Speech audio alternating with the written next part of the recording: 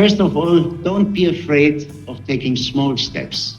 It depends on everyone, not only the big companies, the small, the medium companies, also the consumers. Everybody can do something. Everybody has to take the responsibility, because only if we are all aware of this huge problem, we can keep our world for the next generations lovable and livable.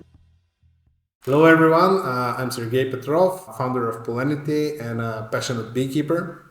Today in our digital beehive we have a very distinguished guest, Mr. Stefan Hip.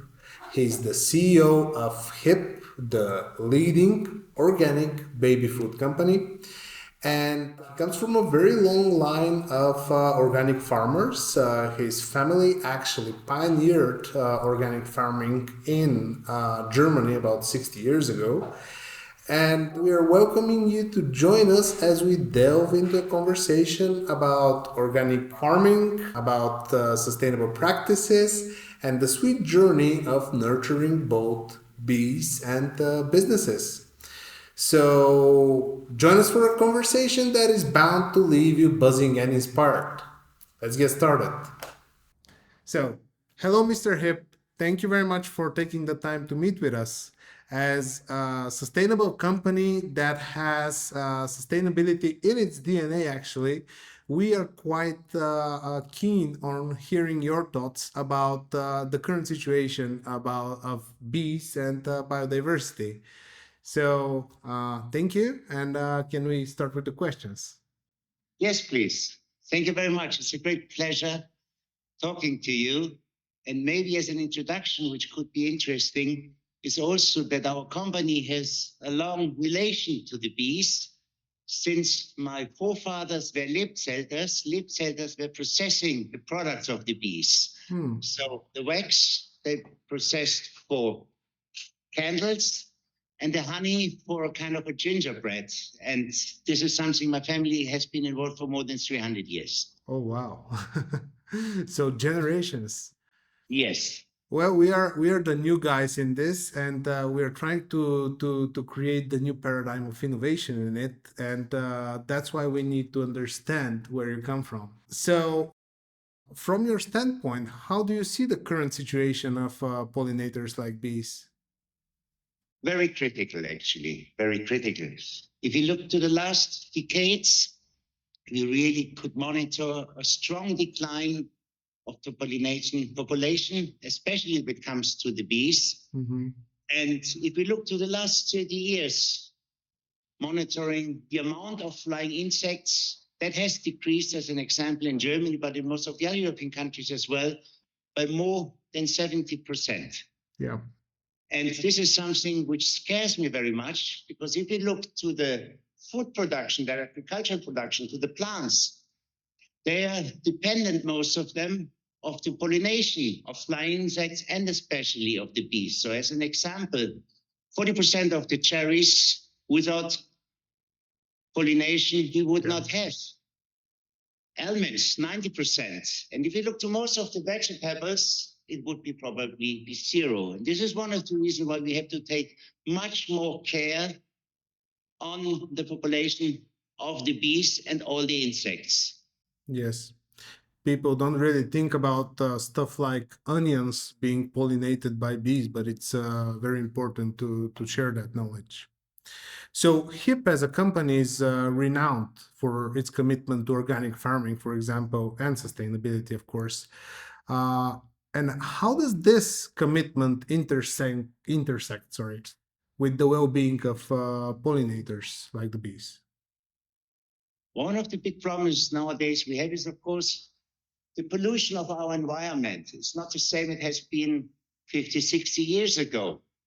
And of course, we have the industry, but one of the main issues, unfortunately, still is the conventional farming. With all the agrochemicals we have, the insects, and especially the bees, are especially sensitive about this.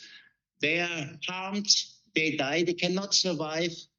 And this is also one of the reasons why I personally believe organic farming is so essential for our future, because organic farming is without any chemicals and gives the ideal circumstances for all biodiversity. And one of that part, of course, are the insects. And if you watch conventional farms and organic farms, we can see a much higher amount of insects on the organic farms farmed without any chemicals.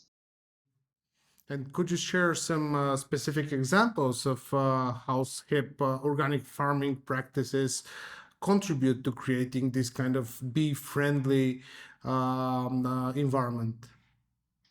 Yes, we as HiPP, as an example, we have a very close relation to our farmers. We also advise them and we give them targets when it comes to biodiversity. We tell them what to do to increase the amount of biodiversity. So as an example, farmers for HiPP, they have to store blossoming stripes with a lot of flowers. We have intercrops, again with a lot of flowers, a lot of clover, which is the ideal living environment for all those animals in biodiversity and insects. And finally, also a big thing is planting hedges. So HiPP farmers, they get a lot of advice for us and they follow us. And this is a very good example. And I believe a lot of others should do the same and follow. It does seem like HiPP's influence goes well beyond products. Yeah, it's really about inspiring positive change.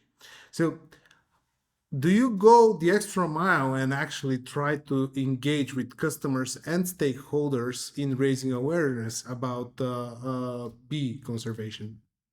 Absolutely, absolutely. We started 3 years ago a campaign.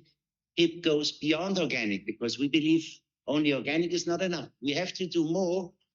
And one thing is that we promote the importance, we communicate the importance of the bees. We do this online with influencers and many, many other communication methods, but also at the point of sale in the markets.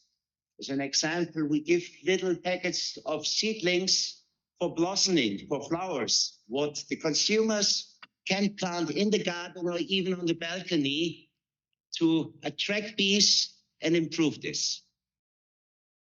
That's a great initiative. And in the context of biodiversity, what do you consider to be the most significant challenges that businesses like HiPP, for example, face today? And can you give some tips on how are you effectively navigating around them? Personally, I believe the two biggest challenges we have for the future, of course, one thing is the climate change, but the other thing is definitely the loss of biodiversity. And if we look to the next decade, we are confronted with the loss of more than 1 million species of animals. This is, and plants. This is a very, very big danger. And also another thing is, of course, if we lose the biodiversity, farming will become much more under pressure because biodiversity is also important for a successful farming, for stable yields. And if we fight against the biodiversity, the yields will go down, and sooner or later we will run into huge problems getting enough food for the population of the world. That is true, truly visionary. And as a leading figure in the organic industry, do you have any specific advice that you can give to businesses that are seeking to integrate sustainable practices and biodiversity conservation as its core value? Yes. First of all, don't be afraid of taking small steps. Of course, bigger ones can be bigger steps, but finally it depends on everyone. Not only the big companies, the small, the medium companies, also the consumers. Everybody can do something. Everybody has to take the responsibility, because only if we are all aware of this huge problem, we keep our world for the next generations lovable and livable. So please take it serious and do whatever you can, even in the small scale. Well, thank you very much for doing it on your scale, because the world really needs advocates of biodiversity and sustainability like yourself.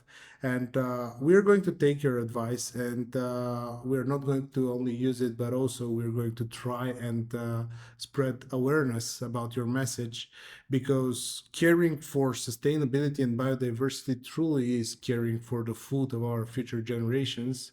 And we thank HiPP for being an example, an industry example in that. Thank you very much. It is important to promote it and spread it out in the world. Thank you. Thank you.